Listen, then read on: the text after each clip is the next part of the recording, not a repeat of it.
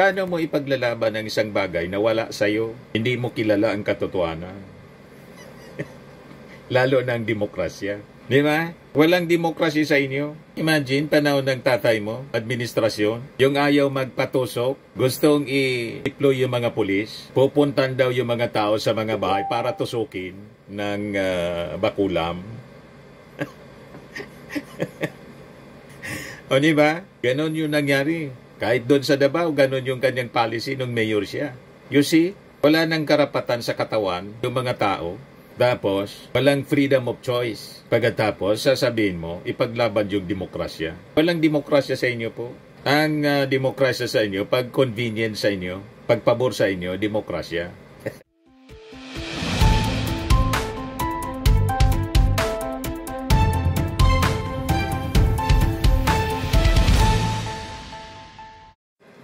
Hello po mga kababayan, si Dante Maravillas, Bicolano vlogger, broadcast journalist from Albay. Sabi ni Sara Duterte, nanawagan siya sa mga reservist. Sabi dito, BP Sara hails reservists, calls on them to fight for truth, defend democracy.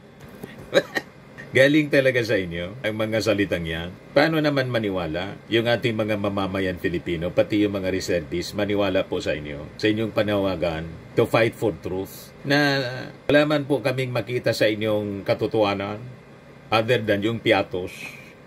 Yun ang totoo, yung piatos. At iba pang mga chichirya. O diba? Sa mga pinapalabas ninyo na mga statements, mga salita, sabi nga ni Digdi sa Samo, ika ngaya, utikunon ka, sa 10 mo anyang sinabi, 11 ang sala. Ano niya yun, Mr. Maravillas? Yan ang salita dito sa amin sa Bicol, utikunon. Ang ibig sabihin ng utikunon, napakasinungaling mo anya. Sa 10 sinabi mo, 11 ang mali. May tumubra pa, may reserva pang isa. 10 sinabi, walang tumama, 11 yung mali.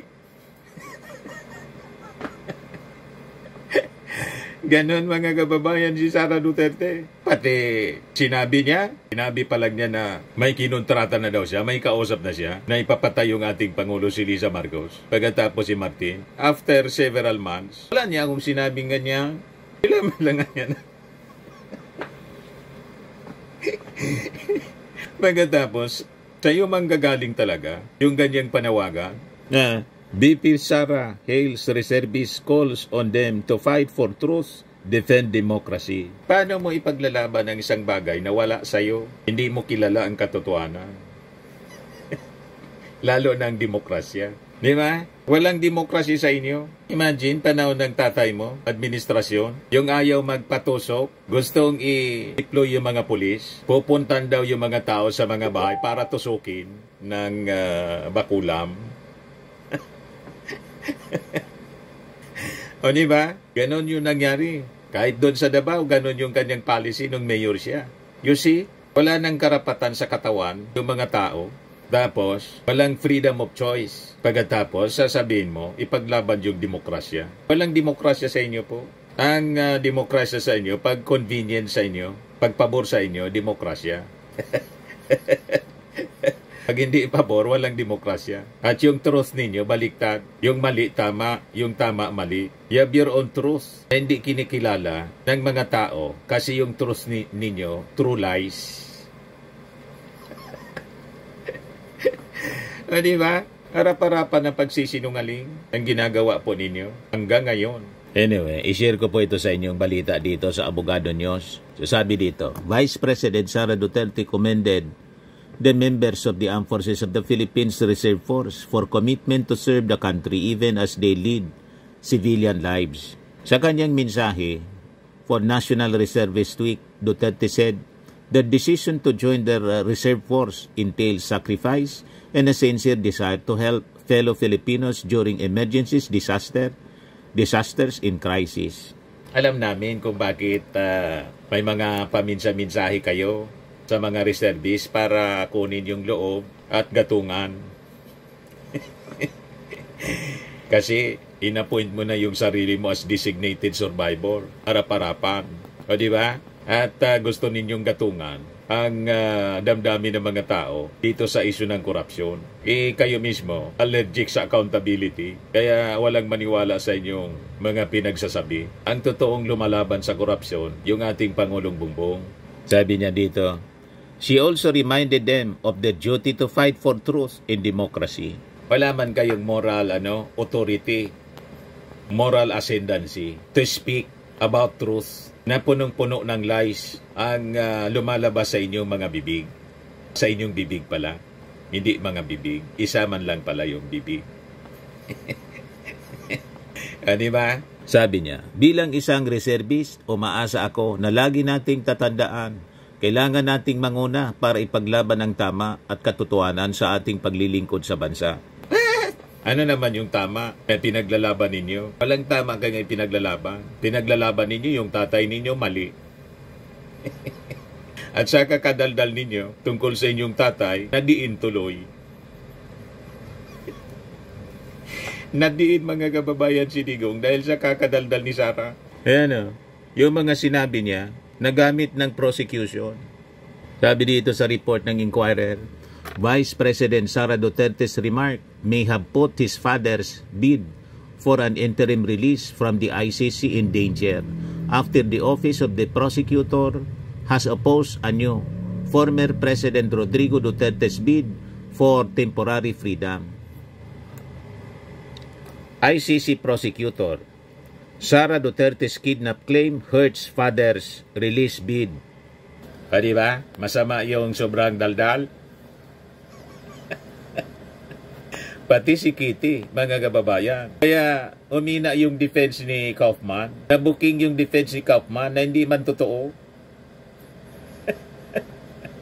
Na tinamaan ng kalimot.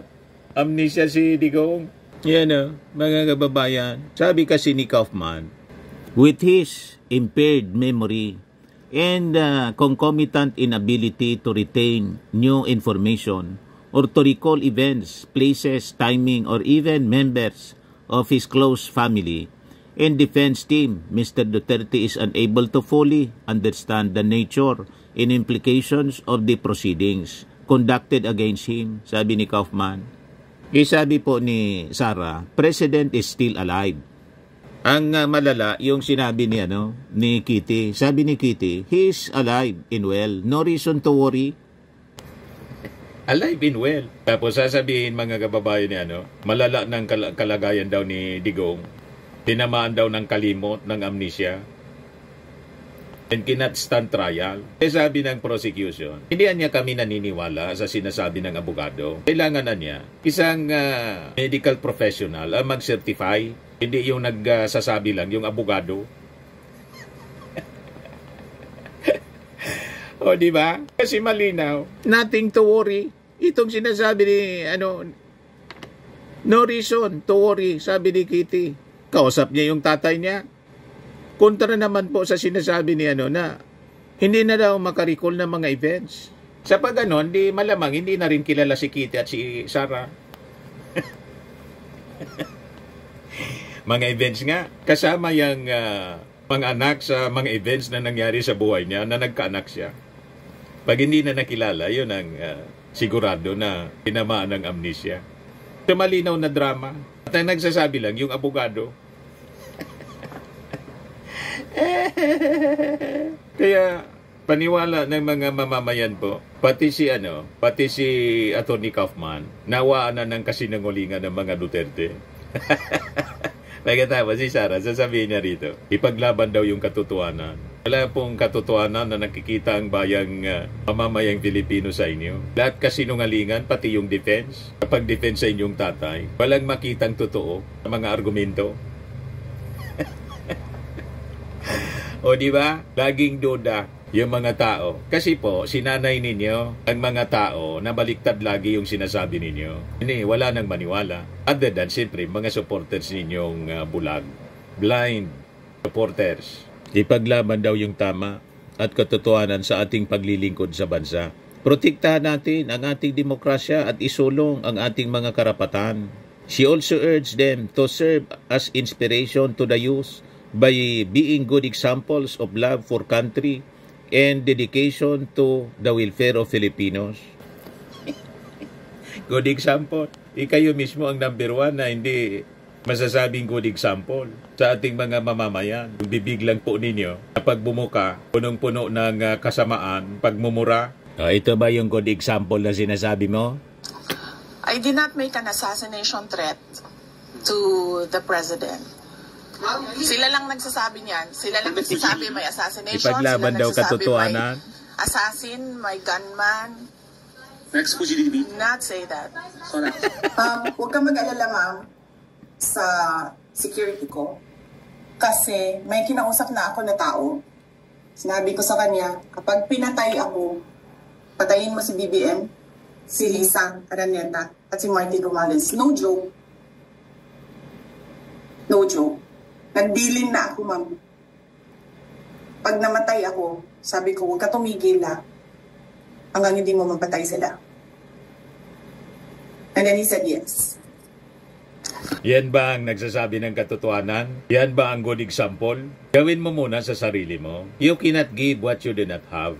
Sabi sa kasabihan mga kababayan, sinong maniniwala sa iyo na ipaglaban ng katotohanan at maging good example ng mga kabataan? Ikaw mismo, masamang alimbawa sa mga kabataan. Sabi nga natin, wala pang vice presidente ang nakagawa ng ganyang kasamaan. Wala sa history ng ating bansa. Kahit hindi magkasundo ang presidente at vice presidente. Narinig na ninyo ang ganyang uri ng pananalita. Doy Laurel. Dati, magkapartido sila. Kasama, hindi pala magkapartido kasi nag-unite lang sila after the It's a People Power. Cory Doy. Nagkaiwalay sila. Pero never na nakapagsalitang ganon. Kay Cory po, si Doy Laurel. Ganon din po si GMA, kay ERAP. Ganon din mga kababayan.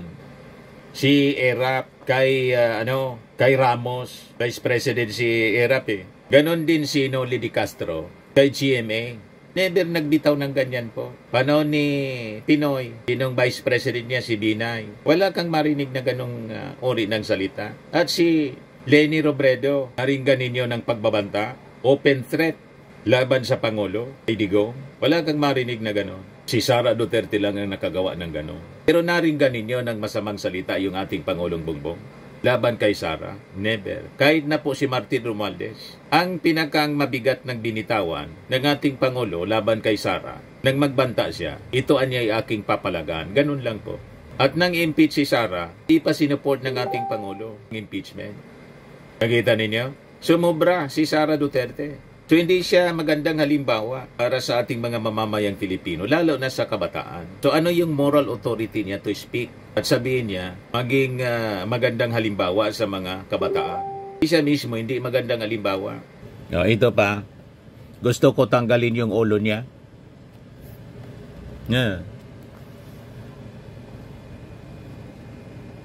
Imagine myself cutting his head, referring to Bongbong Marcos. Yan ba yung magandang halimbawa? Threatening violence against the president. So mag-isip po tayo, mga kababayan. Ngayon si Sara with Jinggoy na nginoso po ni Engineer Bryce Hernandez na sabit po sa flood control scam sa Bulacan. Yung sabi ni Ragdi Nilyab Asila, bumanat na naman si Sayad na pabida. Sabi ni Lisa Bitan, bla bla bla bla, magtrabaho ka naman paminsan-minsan Inday dito sa Pilipinas. Pumunta dito sa amin kahapon, nag-tree planting. Ayan si Sara, pumunta dito sa amin, sa Daraga Albay. Vice President Sara Duterte is in Santo Cristo, San Roque, Daraga Albay. Nagsindi ng kandila. Nanalangin, mga kababayan si Sara. Yan sa tabon-tabon Daraga Albay kahapon ito. Para may mai-report siya na may ginagawa.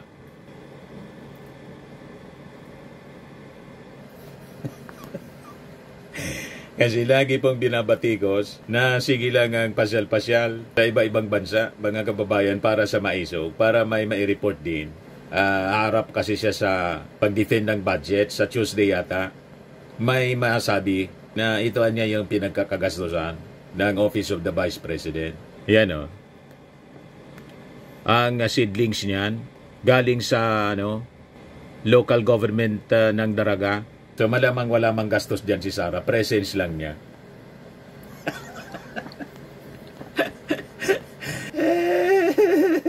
Ang gastos niya, yung pamasahe niya, sa security niya, na lumalabas po sa report ng Office of the Vice President, local foreign travels ni Sara, umabot 20 million plus yung gastos sa security.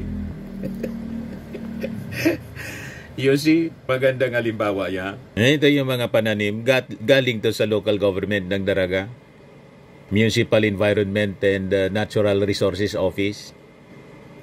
Doon siya nag-coordinate. Wala man pong high-ranking officials ngang sumalubong. Kagawad lang. At yung punong barangay ng Tabong-Tabong.